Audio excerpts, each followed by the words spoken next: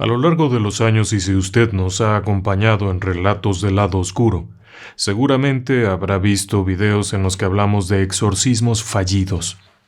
El fenómeno también se le conoce como cuando el diablo mata. El exorcismo de Albaicín, por ejemplo, un caso dramático en donde una mujer que se había sugestionado hasta el punto de creer que llevaba en sus entrañas al hijo del propio demonio, muere tras una serie de tormentos a los que fue sometida en un supuesto exorcismo realizado por un sujeto de oficio pastelero, quien creía tener dones para estas cosas. El exorcismo de Almanza, en donde ocurre algo muy parecido. El exorcismo de la monja, que es algo bastante reciente y mencionábamos por ahí, en donde una chica, una jovencita, al entrar a un convento ortodoxo en una región de la ex Unión Soviética, termina por quedar convencida de que está poseída por el demonio, y durante una serie de rituales termina por perder la vida. Sí, durante rituales de exorcismo. Así que no se trata de un juego. En muchas ocasiones las personas que tienen algún tipo de fe, sobre todo cristianas, se adentran en territorios poco seguros, vamos a decirlo de esa forma, en tanto que la Iglesia Católica considera el puesto de exorcista como un trabajo de riesgo que requiere gran preparación, ayunos, semanas de concentración, de oración. Algunos grupos carismáticos consideran que esto es casi instantáneo.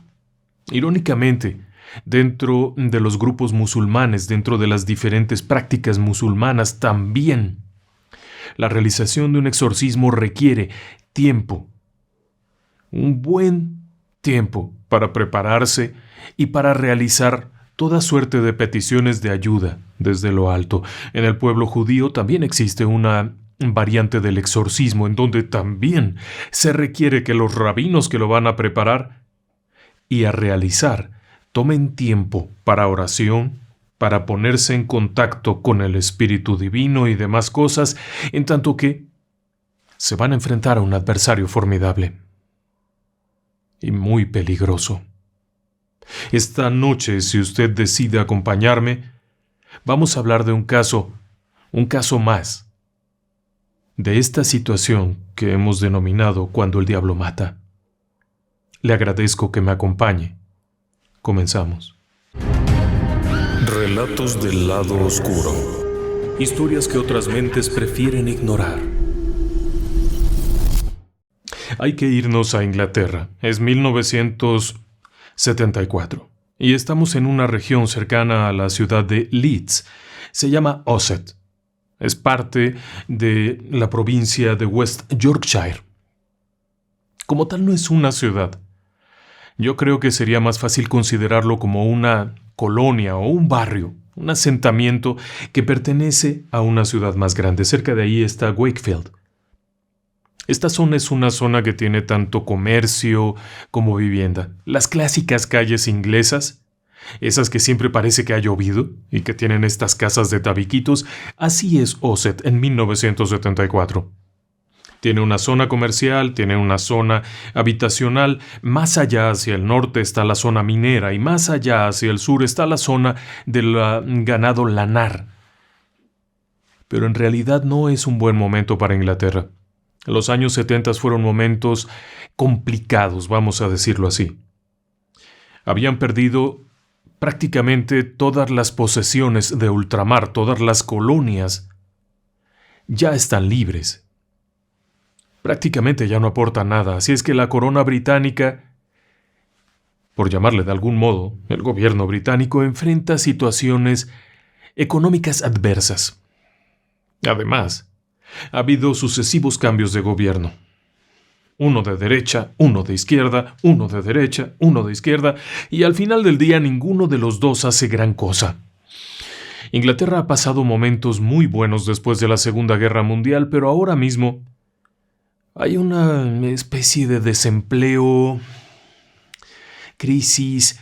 Por otra parte, muchas de las grandes minas que otrora aportaban el carbón para que se alimentara Inglaterra, ahora están teniendo que dejar de producir, puesto que la contaminación llegó a tal punto, el smog, como se denominaba, que ya no era viable seguir utilizando carbón y se estaban implementando tecnologías más limpias, el gas natural e inclusive derivados de petróleo que no contaminaran tanto. Esto obligó a cerrar muchas de esas minas, y esos mineros que no tenían otra profesión se ven en la necesidad de ir a buscar otra cosa. Y esto afecta a la economía general. Hay mucha mano de obra disponible y no hay tantos empleos. Así que son tiempos raros. Ahora bien, después de platicarle un poco de Osset, sus casitas de ladrillo y todo aquello, déjeme decirle un detalle curioso. Esta región es anglicana. La iglesia de Inglaterra, la iglesia anglicana, es muy parecida a la católica en muchos aspectos. De hecho, muchos de sus ritos son esencialmente el rito católico, pero con algunas variantes. Son más al estilo evangélico. Los ministros, los reverendos anglicanos pueden contraer matrimonio. Tienen esposas, tienen hijos, se dedican a esto, pero también pueden tener otros trabajos. Así que es mucho más abierto. Y de hecho también hay mujeres que son reverendas. Eso hace que esta zona, en especial la región de Osset, sea una región muy religiosa. Hay numerosas iglesias activas y ha surgido un movimiento novedoso, el movimiento carismático.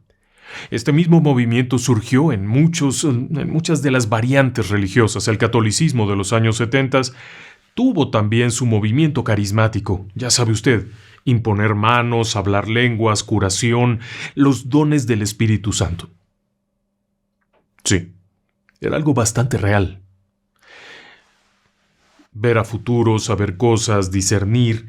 Había muchos fenómenos alrededor de estos grupos carismáticos. Esto generó incluso algunas desconfianzas a niveles altos de las jerarquías religiosas, y no me refiero solo a la católica. En la anglicana, en Inglaterra, también había cierta desconfianza de estos movimientos que habían llegado y habían golpeado, pero verdaderamente con martillo, porque se habían metido en todos lados. Dentro de la iglesia anglicana también se formaron grupos carismáticos. Y dentro de otras iglesias evangélicas llegaron para quedarse. Fue un momento raro, porque normalmente las iglesias evangélicas, las iglesias protestantes y la católica no suelen tener una convivencia similar, pero ahora sí. Estos aspectos carismáticos habían llegado y comenzaron a actuar muy pronto, y en Osset, en esta pequeña comunidad, había una fuerte influencia de esos grupos. La gente estaba volviendo a ingresar a las iglesias anglicanas, porque estas actividades relacionadas con los grupos carismáticos eran muy impresionantes. A diferencia del rito tradicional, que era un poco aburrido, vamos a decirlo de esa forma, puesto que era asistir a la iglesia, cantar los himnos, escuchar la prédica, realizar un rito y luego volver a casa. Esto era más impresionante.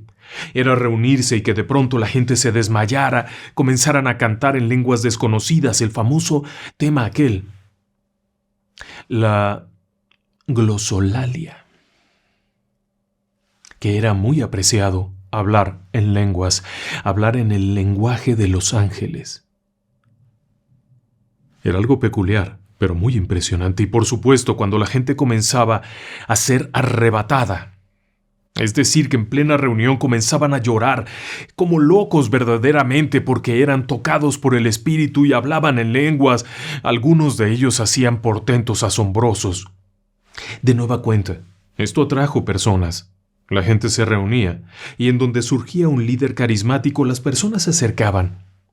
Era algo muy impresionante, sin lugar a dudas. Pero de nueva cuenta en las cúpulas, tanto de las iglesias presbiterianas, evangélicas, anglicanas, la católica, no se veía con mucha confianza esto.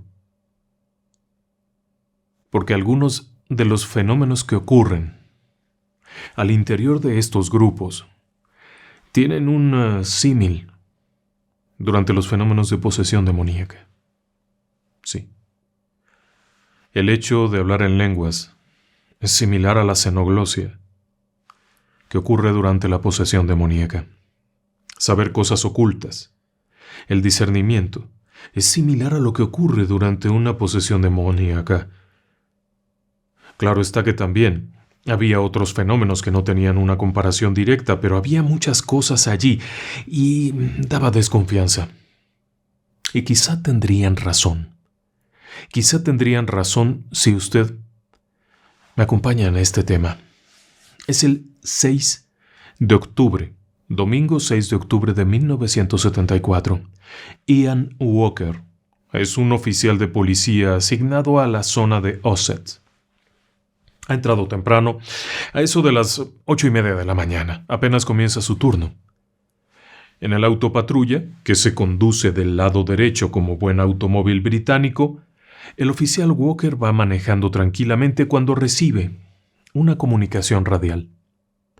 Desde la central le informan que diversas personas han reportado la presencia de un individuo desnudo pintado de rojo, caminando por la calle.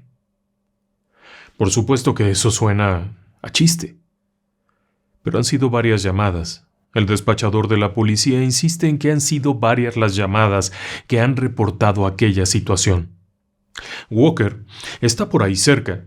Además, Osset como tal, esta región, esta comunidad no es muy grande. En 1974 tiene 16,000 habitantes. Así que rápidamente comienza a patrullar y no tardaría mucho en encontrar que efectivamente un sujeto va caminando por la calle, totalmente desnudo y pintado de rojo. El oficial Walker avanza unos metros, detiene su autopatrulla y desciende. Cuando se acerca a aquel sujeto se sorprende. No es pintura roja, es sangre. El sujeto está bañado de sangre. Inmediatamente se acerca y pregunta: ¿qué le pasa? ¿Qué le ocurre?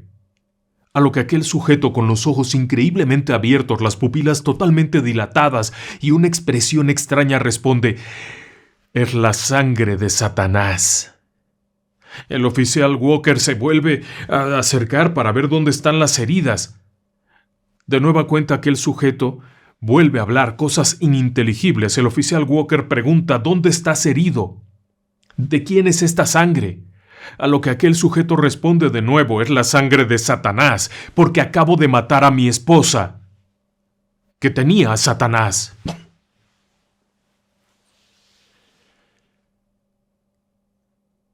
Es una historia impresionante. El oficial Walker detiene en seco lo que está haciendo y revisa que el sujeto y efectivamente no tiene ninguna herida. La sangre es de alguien más. Reporta esto vía radio. Pero esta historia no comienza ahí. Comienza un par de meses atrás, en este mismo lugar, en este mismo barrio de Osset. Un par de meses atrás, alrededor de principios de septiembre, una familia está pasando un muy mal rato. Se trata de la familia Taylor. Michael y Catherine son una pareja joven. Michael tiene 31 años, Catherine debe de tener unos 29. Es una mujer muy bonita. Y Michael es un sujeto de apariencia agradable, guapetón, fornido. Es padre de familia, tienen 5 hijos, a pesar de ser tan jóvenes y de haberse casado apenas en 1970, unos 4 años atrás. Tienen ya 5 hijos. El más pequeño es muy pequeño. Y tienen un perro. Esa es la familia Taylor. Michael es un sujeto agradable. Es uno de esos personajes tranquilos, amables, que da esa apariencia, la apariencia del vecino amistoso que sale con sus 5 niños y su esposa y además van jalando al perrito. La realidad es que ha tenido algunos problemitas. Tiempo atrás, cuando llegaron a Osset, él era un hombre que trabajaba en la industria cárnica, carnicero, tablajero, como se le conoce también. Fuerte, fornido, activo.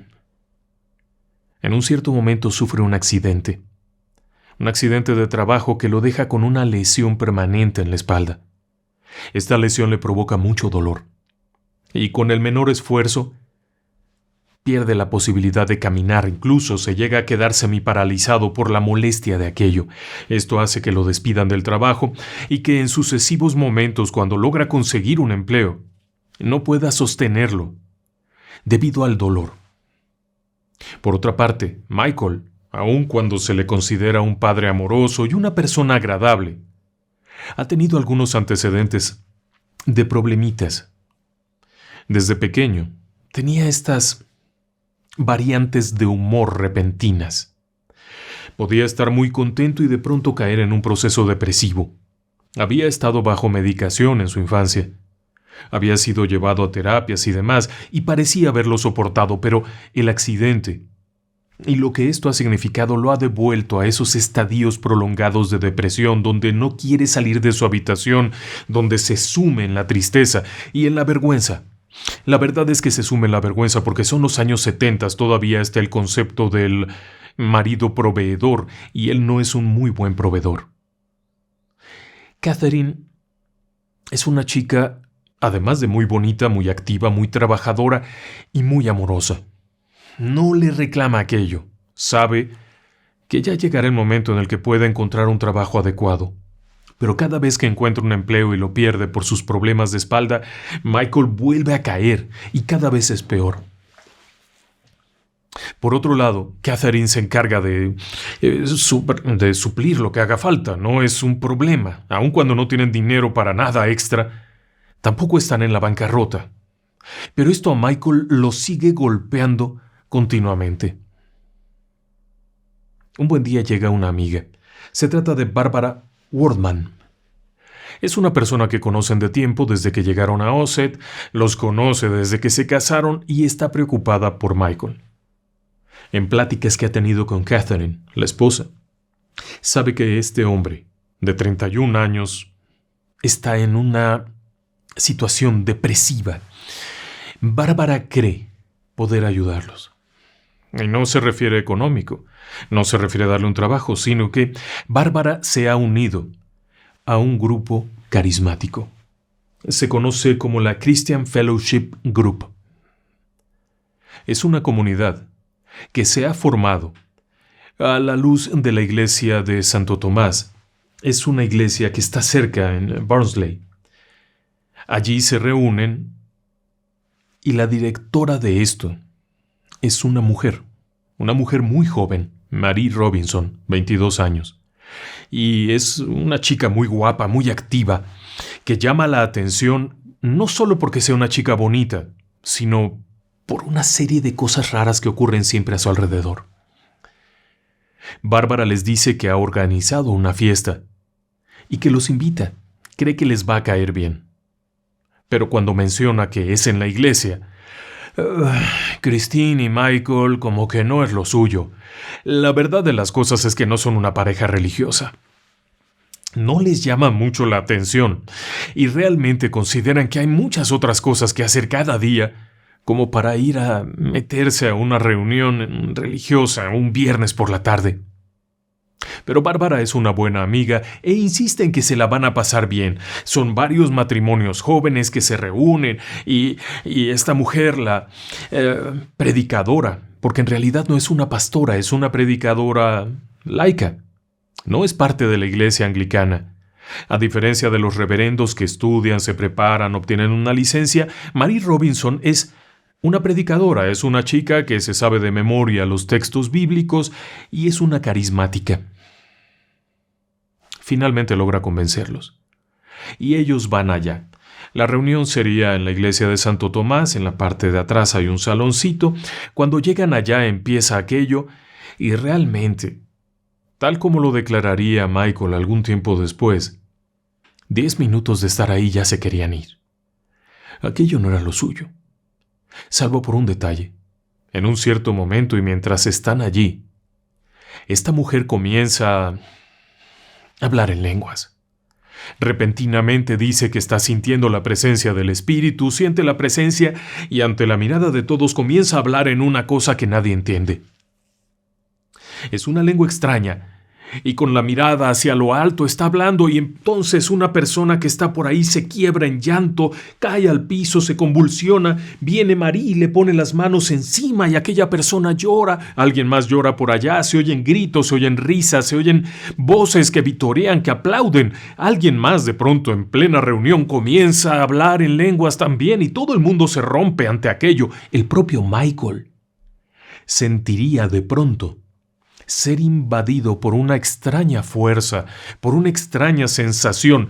Catherine no. Catherine se le queda viendo con ojos raros porque de pronto este hombre, que siempre es bastante tranquilo y bastante apacible, empieza a hacer estas cosas raras, como a temblar, como a levantar la voz y a gritar el nombre de Dios. Bueno, cuando aquella reunión termina, está absolutamente conquistado por el asunto, al grado de que volverían y comenzarían a asistir regularmente a estas reuniones. Michael, por su parte, comienza a leer todo lo que puede, el texto bíblico, los evangelios, todo aquello. Y comienza a asistir a las reuniones. No es una cosa muy buena, ¿sabe? Y no es una cosa muy buena porque Michael parece estar de alguna forma enamorado de la predicadora. Y no me refiero solo a lo que dice, sino físicamente. Asiste, aunque no vaya Catherine con él asiste. Hay reuniones en las que solamente están él y Marie Robinson, la predicadora. Y este hombre está obsesionado con ese tema. Hay veces que pasa la noche allá, que va y se mete. A veces no es en la iglesia, a veces es en la casa de Marie, y va allá porque Marie va a pasar la noche haciéndole oración. Esto no es exactamente sano. Y Catherine, la esposa, se da cuenta de esto, pero evita meterse. Y evita meterse porque sabe que su marido está en un proceso depresivo, está en un proceso triste, en una cosa fea. Al paso de los días, Marie sigue estando muy presente. Es evidente que Michael es muy cercano a ella. Pero apenas han pasado unos pocos días, no pierda de vista que asisten a principios de septiembre. Así es que han pasado pocos días. Hay una reunión. Quedaron de reunirse en la iglesia en Santo Tomás, en Barnsley. Cuando llegan allá, comienzan las oraciones, comienzan los cantos, y de pronto una chica de apellido Mavis comienza a llorar, y comienza a sacudirse, a moverse raro, a hacer cosas extrañas, hasta que cae al suelo.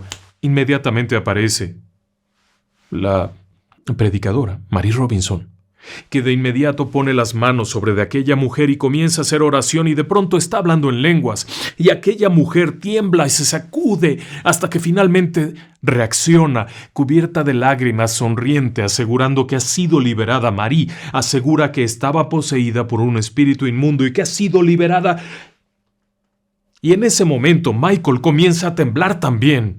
Se le escurren algunas lágrimas, pero comienza a temblar y acto seguido revienta en una especie de grito y comienza a hablar en una lengua desconocida para todos. Pero las personas que están allí retroceden un poco. Algo no está bien. Algo no está bien porque en otro momento celebrarían cuando alguno de los presentes comienza a hablar en lenguas. Es señal de la presencia divina, pero en este momento el ambiente es tan extraño, se enrarece todo de tal manera que los asistentes de aquella reunión retroceden y se hacen a un lado. La propia Marie Robinson se queda sorprendida, porque aquel bicho no parece ser Michael. Su mirada es extraña, sus gestos son extraños cuando habla con esa extraña voz y esas palabras que nadie más entiende. No parece ser obra del espíritu. Marie no se atreve a tocarlo. Todos se quedan muy sorprendidos de esto. Hay un momento de gran tensión, hasta que de pronto Marie comienza a pronunciar el nombre de Cristo una y otra vez, y de pronto este sujeto regresa. como si nada. Cuando le preguntan, ¿cómo estás?, él responde, bien, ¿por qué? ¿Me perdí de algo? No sabe qué es lo que ha ocurrido, pero el grupo lo ha mirado con suma desconfianza. El ritual de la iglesia termina y las personas deciden acompañar a Michael a su propia casa. Son unos momentos extraños. De nueva cuenta llegan allá, los chicos ya están durmiendo. Christine no está muy contenta con aquello, no es un grupo numeroso, son unas pocas personas que llegan y vuelven a intentar aquello de la oración. Y de nueva cuenta, ocurre algo extraño. No pierda de vista que es la misma noche en la que han estado en la iglesia y ahora están en la casa de Michael, en Ossett. Cuando están allí en oración para ver si liberan a Michael de lo que sea que tiene adentro, otra vez Mavis Smith comienza a actuar de forma tan rara que cuando se acerca, Mary Robinson, la predicadora, la maldice diciéndole que está perdida, que es un espíritu del infierno y un montón de cosas horribles. Esta situación va tornándose porque Michael de pronto empieza con esta extraña excitación, como un movimiento raro, como que quiere hablar mucho, como que no sé cuánto, como que no sé qué. Deciden suspender ahí aquello. Esto no estaba yendo por el buen camino. Algo está saliendo mal. Al día siguiente, Mary Robinson decide ir a visitar la casa de los Taylor para ver cómo está Michael. Cuando llega allá, la recibe Christine, con cierto recelo. Christine sabe que su esposo está teniendo algún tipo de atracción hacia esta joven predicadora, lo que le da cierta desconfianza, pero no quieren negarle el acceso. Al final del día también puede ser producto de su imaginación. Es una persona muy razonable. Christine es una buena persona. Así que decide hacerla pasar. Y cuando baja Michael, decide dejarlos solos un momento. Hay algo que tienen que hablar, ella quiere preguntar cómo están, hacerle oración. Adelante, quizá solo sea la imaginación de Christine, es por lo menos lo que ella habría pensado, es difícil saberlo. Pero los deja solos. Michael y Mary entran en una habitación en donde de pronto Michael se abalanza sobre de ella, sobre Mary, tratando de besarla. En un avance de carácter sexual, no de besito en la mejilla, sino de plantarle un beso romántico. Mary se sorprende y retrocede y le dice, «Espera, ¿qué haces? ¿Qué es esto? Piensa en tu esposa, piensa en el amor de tu esposa», y lo reprende y reprende al demonio de la lujuria y no sé cuánta cosa. En ese momento baja Christine y Michael, muy nervioso, le dice, «Hemos podido superar las tentaciones carnales». Christine no entiende de qué se trata, pero está ahí parada un instante, cuando de pronto Michael se queda tieso como una tabla. Tieso completamente, no se mueve. Y es que está teniendo una especie de alucinación. En esta alucinación, repentinamente, se ve a sí mismo totalmente desnudo, y cuando gira la cabeza junto a él está Mary, la predicadora, que también se encuentra totalmente sin ropa. En una clara alusión de carácter erótico, este sujeto, en esta alucinación que lo ha dejado petrificado, se emociona grandemente de ver que aquella mujer ha accedido a sus avances sentimentales. Pero cuando la mujer da vuelta y lo mira, él, horrorizado, observa que el rostro de Mary no es el rostro de Mary, sino un rostro demoníaco, con unos ojos horribles de color amarillo, con una rayita como los de una serpiente. En ese instante y horrorizado despierta de esta alucinación y se encuentra con su esposa frente a él y Mary Robinson frente a él. En un acto extraño. Lejos de hablar algo, de cualquier cosa, todo es muy confuso. Tenga en cuenta que hace un momento quiso plantarle un beso, luego aseguró que habían roto los efectos de la lujuria y no sé cuánta babosada, se lanza sobre Mary y le da un golpe en la cabeza. En ese momento la esposa Christine, que está ahí al lado viendo qué está pasando, se pone entre los dos e intenta alejarlo, pero la fuerza de este sujeto es asombrosa. ¡Asombrosa! Simplemente toma del brazo a Christine y la lanza por el aire como si no tuviera ningún problema en la espalda. Christine va dando vueltas por allá y cae lejos. Acto seguido toma a Marie de la cabellera, la agarra, la sujeta y la golpea contra la pared. Marie cae desmayada. Unos instantes. En ese momento Christine intenta levantarse, pero no puede. Simplemente no puede. Está horrorizada porque está viendo que su marido, el padre de sus hijos, se está convirtiendo en otra cosa, en algo extraño, en algo que no entiende qué es. Se mueve rápido, pero cuando se acerca este hombre con un solo movimiento la arroja de nuevo y en ese momento despierta a Marie, que se queda viendo a este esperpento y lo que puede ver, según describiría después, no era el rostro del apacible padre de familia, sino el rostro del demonio. La cara estaba deformada, los ojos estaban deformados.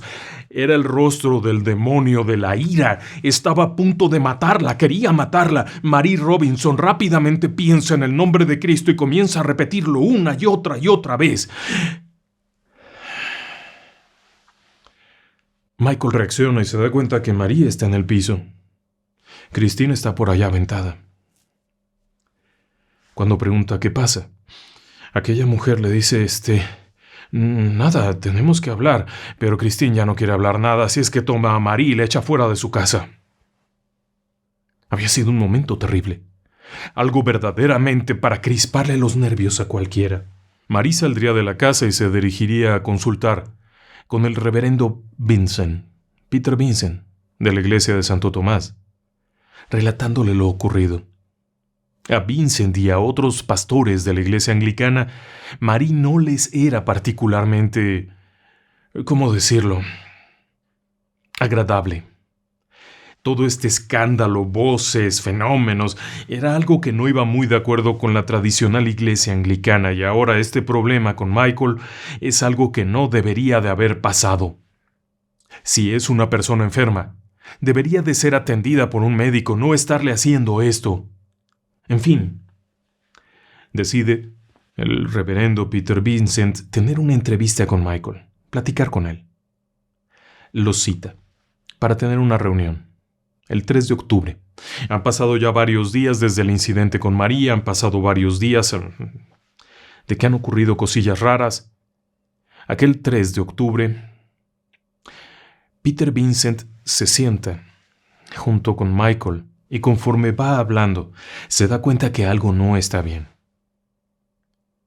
Algo extraño ocurre.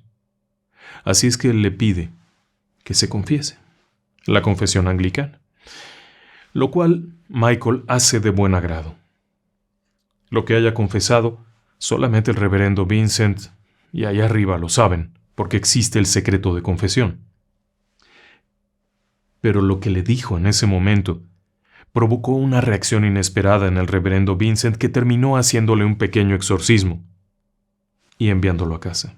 El resultado de haber sido enviado a casa no fue muy bueno. Estando en casa, Michael comienza a tener un creciente temor. Un creciente temor al demonio, a las sombras, a la noche, a apagar la luz, en una sensación horrenda que no puede estar un minuto sin que esté Christine junto de él. Christine se aleja para ir a atender a los niños y este hombre comienza a llamarla enseguida. Tiene mucho miedo, tiembla de miedo. Christine no quiere que vuelva a ver a esta gente, a la tal Marie, ni a esos carismáticos, pero sabe que necesita ayuda, pero tampoco quiere meterlo con un psiquiátrico, no quiere quedarse sin marido, y no quiere que su marido después no pueda obtener un trabajo por haber tenido una crisis psicótica y cosas de esas. Es un conflicto enorme. Cuando ella lo platica con un conocido de la familia, los conocidos lo que le dijeron fue: llama a los servicios de salud si tu marido está teniendo una crisis, que podría ser de esquizofrenia, de paranoia, de muchas cosas. Necesitaba llevarlo al médico, pero ella decide tomar una decisión terrible. Decide llevarlo de nuevo a la iglesia. ¿Y por qué considero que es una decisión terrible? Porque probablemente Ahí había comenzado el problema. Esta vez no lo lleva con Mary Robinson. Solicita una reunión con el reverendo Peter Vincent. Vincent es una persona tranquila y calmada. Sabe bien de esto y acepta la visita. Es el sábado 5 de octubre, por la tarde-noche. Los recibe en la casa de la vicaría, no en la iglesia, sino en su propia casa. Los hace pasar, Michael toma asiento, platican un momento, y algo nota el reverendo Vincent en las palabras de Michael que lo hacen sentir temor. Algo ha dicho este sujeto que lo hace sentir temor. Algo pasa en la casa que nadie más puede decir qué fue, que empieza a sentir cada vez más temor y decide llamar a su amigo el reverendo Smith. El reverendo Smith, de otra iglesia anglicana, se traslada pronto allá. ¿De qué tamaño habrá sido lo que le dijo Vincent? Que el reverendo Smith, junto con su esposa, se traslada a la iglesia de St. Thomas, en donde está la vicaría donde vive Vincent. Al llegar, tratan de fingir un poquito que todo está bien. Inclusive, la esposa de Vincent trae cena para todos y se sientan ahí tranquilamente.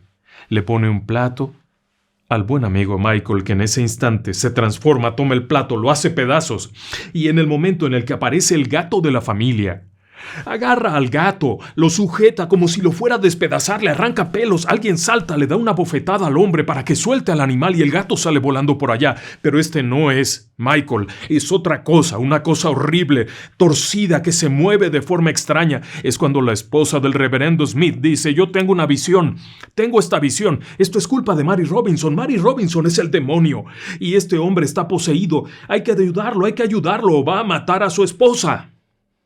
Christine, que está ahí a un lado, se le viene y se le va el alma del susto que tiene, y este tipo hace cosas raras, se mueve raro hasta que de pronto otra vez ha vuelto a la calma.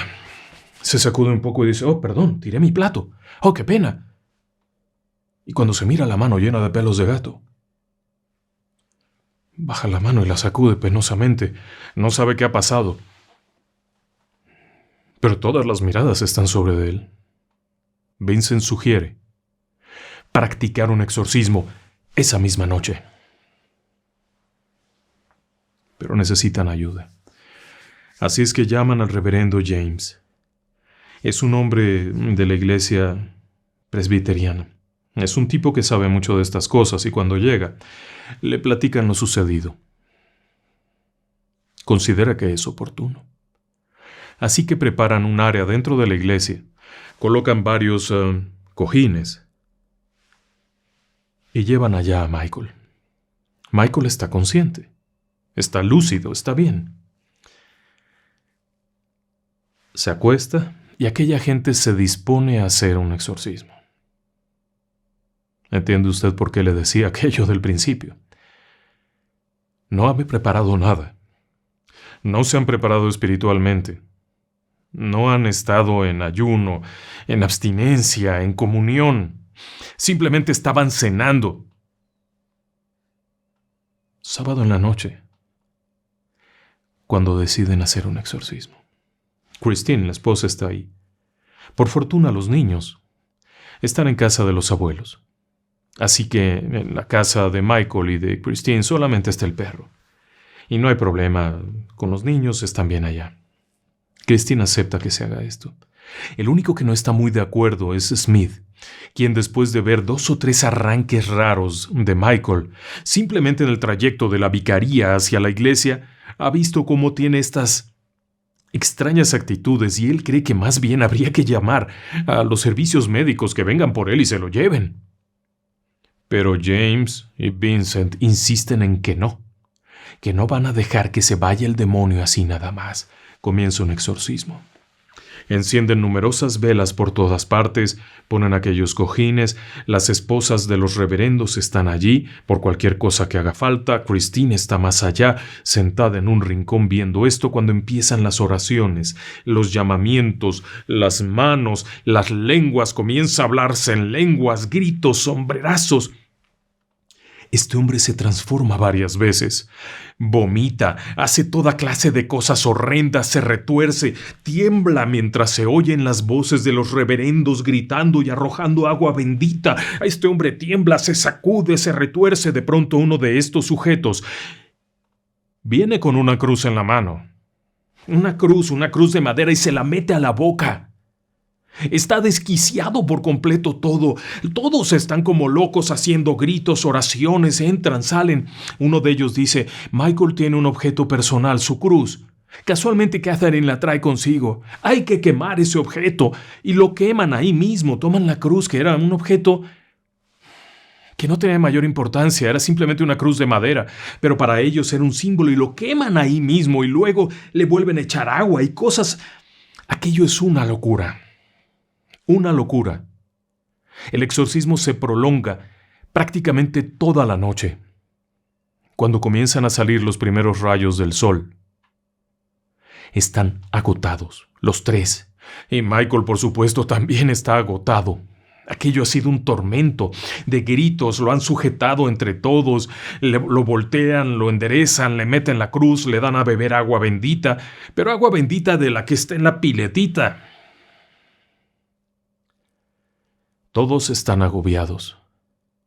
El reverendo Vincent asegura que Michael no estaba poseído por un demonio, sino que había 50, entre los cuales estaba la lujuria, estaba la locura, la violencia, no sé cuántas cosas. Han logrado, a decir de Vincent, expulsar a la mayoría de ellos. Pero están seguros de que han quedado 3 demonios. El demonio de la locura, el demonio de la ira y el demonio de la muerte. No los han podido expulsar, pero por alguna misteriosa razón deciden suspender el exorcismo y mandar a Michael a casa, a descansar, a reponerse para que la noche siguiente vuelvan a terminar el exorcismo. Michael se levanta, mareado, descompuesto, visiblemente afectado, además no ha dormido nada en toda la noche, y desde ya varias noches atrás no había dormido nada. Le recuerdo que después de aquel extraño momento, el 3 de octubre, cuando estuvo con el propio padre Vincent, el reverendo Vincent, no volvería a dormir. Pasaba las noches temblando de miedo, llamando a Catherine para que lo cuidara y pidiéndole que le diera la señal de la cruz. Cada rato era una cosa absurda, pero cada 5 minutos se volteaba y le decía: persíname. Y entonces Christine, la esposa, que tampoco había dormido nada, le hacía la señal de la cruz y este hombre se liberaba un poco. Se trasladan a casa. Michael entra y va a alguna habitación. Christine sale a algo y se encuentra con un vecino que se acerca y le pregunta cómo está Michael. Ella le dice que está muy preocupada, que estuvieron en la noche en la iglesia y que aquello no le ha parecido bien, no le ha parecido bueno, y que va a esperar un rato más y va a llamar a los servicios de salud, al servicio médico, para que este hombre sea trasladado a un hospital mental. Está decidida. Ella no cree en lo que vio y ciertamente no cree que aquellos 3 estén preparados para nada. Ni qué decir de Mary Robinson. Por cierto, la esposa del reverendo Smith, cuando ya se iban, suplicó a los 3 reverendos que no dejaran ir a Michael y les recordó que ella había tenido una visión terrible, que no deberían dejarlo ir. Pero Catherine aceptó, pensando que esto no tenía sentido. Después se despide del vecino y vuelve a entrar a su casa. Sería la última vez que la vieran con vida. Regreso a las 10 de la mañana y estoy con el oficial Walker. Ha detenido a un hombre que camina por la calle bañado de sangre. Está totalmente desnudo, delirante. Cuando le pregunta su nombre, no puede decirlo, no sabe ni siquiera quién es. Lo único que sigue repitiendo es que esa es la sangre de Satanás y mató a su esposa. Un vecino se acerca y le dice: se llama Michael Taylor. Y su esposa y él viven allá. Cuando él llama a los servicios de emergencia y llega una ambulancia para llevárselo, da la vuelta y se dirige al domicilio de los Taylor. Cuando llega al lugar, se encuentra con que ya hay otro auto patrulla y es el de su jefe, Ian Walker. Se acerca rápido a la puerta cuando viene saliendo su jefe, visiblemente descompuesto, tropezando, caminando erráticamente, al jardín a volver el estómago. Cuando Walker se acerca y le pregunta qué ocurre, es mejor que no entres. Es mejor que no entres, te juro que es mejor que no entres. Pero Walker es un policía que decide entrar. Al llegar a la puerta puede observar el rastro de sangre.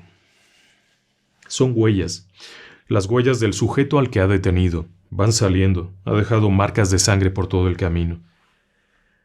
Cruza con cuidado para no alterar la escena del crimen, buscando si hay alguna persona más o algo. Se topa con lo primero que le impresiona, y es que el perro de la familia está despedazado. Despedazado. Algo lo ha sujetado y lo ha despedazado. Hay restos de perro por todas partes. Y más allá, hay el cadáver de una mujer. Cuando se acerca no puede creer lo que ve. El cadáver es Christine Taylor. La mujer bonita aquella de 29 años, madre de 5 hijos, esposa amigable, que había estado la noche anterior, toda la noche, acompañando a su marido en un supuesto exorcismo, está muerta. Y no solo muerta, sino horriblemente desfigurada. Los forenses determinarían que fue asesinada a mano limpia. El atacante, en este caso su propio esposo, había comenzado por hundir los dedos en las cuencas de los ojos, extraer los ojos y aventarlos. Después comenzó a arrancar la piel. Así como se lo estoy describiendo, hasta que finalmente dejó el hueso expuesto. Christine murió asfixiada en su propia sangre. Como el perro estaba ladrando, despedazó al perro. Y después salió de ahí caminando desnudo tranquilamente. Las autoridades quedaron asombradas. Inmediatamente comenzó una investigación de alto nivel. ¿Qué había pasado aquí? Se llamó a los testigos de la iglesia, a los miembros de la iglesia, quienes aseguraron que era un ritual de exorcismo, pero que no tenían conocimiento de que este hombre estuviera tan enfermo, tan desquiciado, etcétera, etcétera. No se mandó a juicio a los reverendos aquellos. La iglesia anglicana sí enfrentó un problema grave. Porque ¿cómo era posible que 3 reverendos supuestamente de gran conocimiento y experiencia hubieran realizado un exorcismo? Un exorcismo tan absurdo. Lo realizaron después de la medianoche, la hora en la que no se debe de hacer nada relativo al demonio. Se prolongaron hasta más allá de las 3 de la mañana, la hora en la que no se debe de tocar ningún tema demoníaco.